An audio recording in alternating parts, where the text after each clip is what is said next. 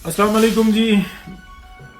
बिलावल भुट्टो जरदारी को जरदारी साहब ने वजीर आजम बनाने की ठानी हुई है। अच्छा, इसमें कोई शक नहीं है, पीपल्स पार्टी के ऊपर करप्शन के इल्जामात और इल्जाम भी ऐसे के जो बिल्कुल आंखों के सामने वाजे पकड़े हुए है।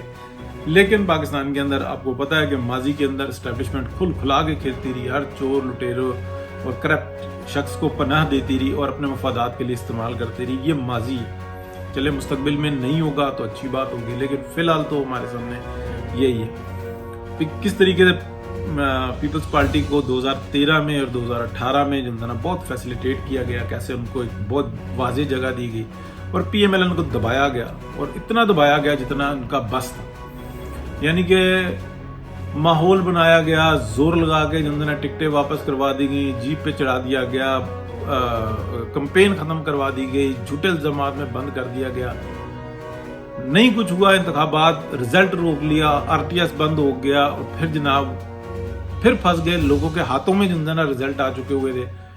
तो सुप्रीम कोर्ट ऑफ पाकिस्तान ने एक ठप्पा लगाया कि जिसके पास जो रिजल्ट आना था आ गया, किसी को कोई बात सुनेगा भी नहीं। सब बैठे हुए हैं कि यार ये रिजल्ट है और वो बंदा अनाउंस हो रहा, कहते बस ठीक है, जो आना था आ गया। ये साकिब निसार साहब का सबसे बड़ा कारनामा है। अच्छा,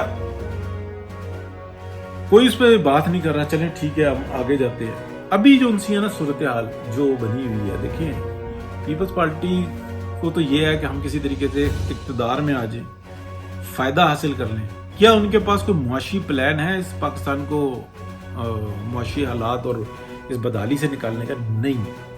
हाँ, जैसे मलाला को पोर्ट्रेट किया जाता है, जैसे असद उमर को पोर्ट्रेट किया जाता है, ऐसे ही बिलावल को पोर्ट्रेट किया गया। कौन सा कारनामा है पिछले एक साल के अंदर बिलावल का कि जिसको ये कहा जाए कि इसका एक्सीलेंट वर्क है? इसने कश्मीर का मसला जो है ना इतना दुनिया में उठा दिया कि इंडिया को करारदादे वापस लेना पड़ गई। क्या ऐसा हुआ?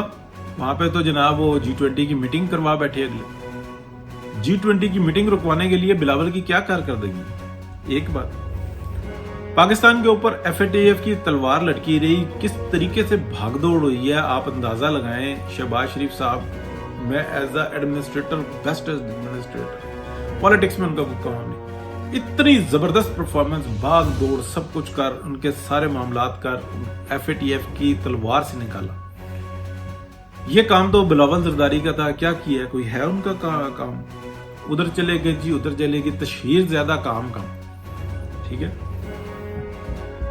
IMF का मसला, IMF ने जिस तरीके से पाकिस्तान को मेचे में लिया हुआ है, जिस तरीके से वो गर्दन टाइट कर रहा है, जिस तरीके से टेटवे पे अंगूठा रखा हुआ है IMF ने, सब कुछ होने के बावजूद उसने पाकिस्तान की बैंड बजाई हुई है। आप मुझे बताएं, सबसे बड़ी जिम्मेदारी जो उनकी है ना वजारत खारजा की है कि दुनिया में IMF की बैंड बजा के रख, हर जगह पर जाके बताया कि ये देखो हमने ये सब कुछ किया, इतना टेररिज्म, इतना हमने हेल्प किया, हमने 2001 से लेके और 2021 तक अपनी कितनी कुर्बानियां दी, और आज हमारे साथ IMF क्या कर रहा है? और अगर ये हमारे साथ कर रहा है तो कल क्या हम हक रखते हैं कि अपनी ब्लैकमेलिंग इस पे उतरें? हम इसी तरीके से जवाब दें दुनिया को, जो आज हमारे साथ IMF कर रहा है, जो आज हमारे साथ अमेरिका कर रहा है। दुनिया की जंग हम लड़ें और हमारी बर्बादी के लिए IMF और सारे जनता मिलकर हमारे साथ काम कर रहे हैं। हमारे ऊपर 2018 में जो एक गंदी लानत मुसल्लत कर दी गई। ट्रंप साहब साथ बिठा के कह रहे थे अगला इलेक्शन मैं लड़वाऊंगा। ये है जमहूरियत, ये है डेमोक्रेसी, ये है सारी सूरत हाल। क्या इसका ढोल बजाया जो कि काम है बिलावल साहब का?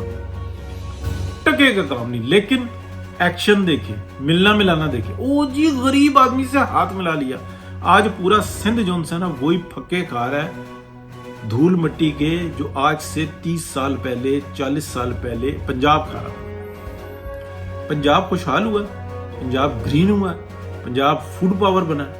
इसके बावजूद के हर दफा साजिश हुई। मियां नवाज शरीफ 2 दफा वजीर आला बने, पंजाब की हालत बदल के रखी। चुंगियां खत्म, खेत खलियान का फासला खत्म, रेट बेहतरीन, रोड्स इंफ्रास्ट्रक्चर बेहतरीन बना। उसके बाद फेडरल में आ गए। 90 के इंतखाब देखें, 90 का जनाब आप काम देखें, बंदा याद करता है कि यार वो 18 माह सुनहरी दो। फिर देखें 26 माह सुनहरी दो मियां नवाज शरीफ। پھر اس کے بعد آپ دیکھیں 2013 میں پاکستان آلموسٹ ڈیفالٹ ہو گیا تھا، جیسے ابھی صورتحال، وہاں سے نکال کے کس جگہ پہ گئے، G18 کی باتیں ہونے لگی، لیکن بس جی پرناموں میں سے کامہ نکال کے آ گئے سامنے۔ زرداری صاحب کا یہ جو خواہش ہے، یہ جو ان کی خواہش ہے کہ میں اپنا بیٹا جو نا وزیر اعظم بنا دوں، اور بھائی اس کے پاس کوالٹی کیا ہے آپ مجھے بتائیں نا۔ مطلب ہمارے منہ جو نا PMLN والوں کے، اس میں وہ کیا کہتے ہیں گھنگلیاں پڑی ہوئی ہوتی ہیں، کچھ اس طرح کی مثال ہوتی ہے، وہ تو مجھے صحیح آتی بھی نہیں۔ مطلب منہ کس نے سیے میں، وہ کون سا ایسا کارنامہ ہے بلاول کا جس کو یہ کہا جائے کہ ایکسیلنٹ ورک ہے، ماں سوائے ڈرامہ بازی کے؟ آپ مجھے بتائیں اس ڈرامہ بازی میں اسد عمر کو کیا کہا جاتا تھا کہ یہ PTI کا برین ہے، ایسا ہی ہے نا، یہ لفظ بولے جاتے تھے کہ یہ دماغ ہے PTI کا، اور وہ خود دعوے کرتا تھا، اور جب وہ بیٹھا سیٹ کے اوپر تو وہ بتاتا تھا کہ جناب وہ آلو چاٹ بنانی ہو اور فروٹ جو ہے نا وہ مہنگا ہو جائے، وہ سستا ہو جائے، اور اگر لفٹ سے جانا ہو اور پوڑیوں سے اترنا ہو تو یار یہ ان لوگوں کی ذہنی صلاحیت ہے۔ کیا کبھی میاں نواز شریف کے منہ سے یا اسحاق ڈار صاحب کے منہ سے کبھی کوئی ایسے الفاظ سنے؟ کیا سعد رفیق صاحب کے منہ سے، کیا چلیں خرم دستگیر صاحب جیسے ہاک ہیں، بہت زبردست ہے، کیا انہوں نے کبھی ایسے معمولی الفاظ بولے ہیں؟ معمولی نہیں ہوتے، لیکن مطلب جس آپ مقام پہ بیٹھے ہوتے ہیں وہاں پہ۔ ابھی وہ شہباز شریف صاحب جب 2013 کا الیکشن کا رزلٹ آیا تھا تو آپ دیکھیں میاں نواز شریف کی سپیچ، وننگ سپیچ، اور اس سے پہلے شہباز شریف صاحب کی تھی کہ سائیکل وک گئی اور ٹائر وک گیا اور ہینڈل وک گیا سائیکل کا۔ یہ کوئی بات ہے کرنے میں؟ ابھی دیکھیں وہ بمبڑ بوسیاں نہ مارے۔ یہ مطلب ایک پرائم منسٹر کو یہ زیب دیتا ہے کہ وہ پارلیمنٹ کے فلور پہ یہ بات کرے۔ ایکسیلنٹ جو انسان ایکسیلنٹ ہیں یہ ایڈمنسٹریٹر، لیکن پرائم منسٹر کی سیٹ کے لیے بندہ کوئی اور چاہیے ہوتا ہے۔ آپ مجھے بتائیں کہ جس طریقے سے کہا گیا کہ آپ کو پارٹی میں رہنے کا حق نہیں ہے، وہ کون سا شخص ہوگا کہ اپنی پارٹی کا اتنا بڑا نقصان کر دے؟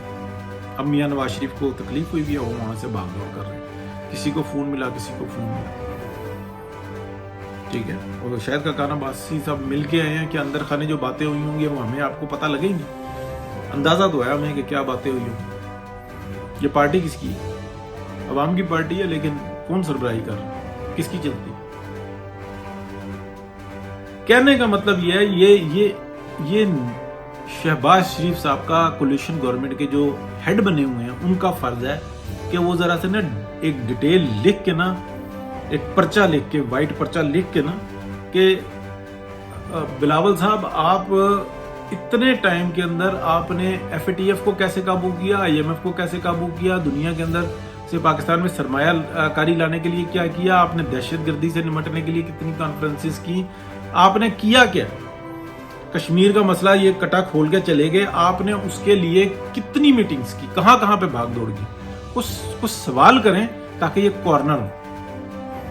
یہ تو کہہ رہے ہیں ہم جناب بجٹ منظور نہیں ہونے دیں گے، شاباش ہے بھائی، اور آپ سنتے ہو، اور پھر جو ہے نا وہ جو دوسرے باتیں کرتے ہیں تو وہاں پہ آ جاتی ہے نا بات، تو میں اس کو دہرانا نہیں چاہ رہا کیونکہ پہلے بہت دفعہ ہے جو پہلے ہی پکڑ میں۔ تو یہ ہے جی ساری صورتحال، ڈر 2-3 ہی ہے، یہ بات آپ بالکل ذہن میں رکھیں۔ میاں نواز شریف واپس آ گئے، اور اس دفعہ جو ہے نا اللہ پاک کا بڑا کرم ہے، مطلب آزمائی جائیں گی تو پھر پتہ لگے گا۔ مریم نواز شریف سے پوری دنیا کی اسٹیبلشمنٹ جو ہے نا اس وقت خوف زدہ ہے، دو ٹوک بات کرتی ہے، اسٹریٹ بات کرتی ہے، اور ہاتھ میں جوتی لے کے بات کرتی ہے، اور عوام کے، متوسط طبقے کے اور جو محروم طبقہ ہے اس کے حق میں بات کرتی ہے، لیکن طاقتور کے لیے نا ہاتھ میں جوتی لے کے بات کرتی ہے۔